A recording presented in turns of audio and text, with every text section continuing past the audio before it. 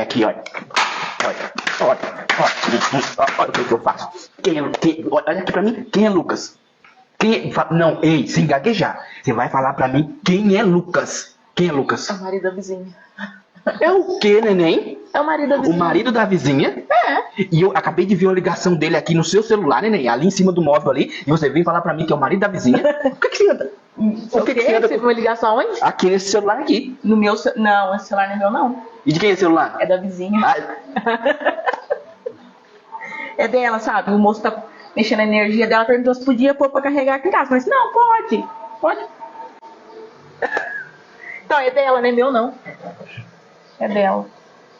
É da vizinha aqui. Então era o marido dela Que tava ligando. É. Aí Motorola, o seu é Xiaomi. Então. E agora, o que eu faço?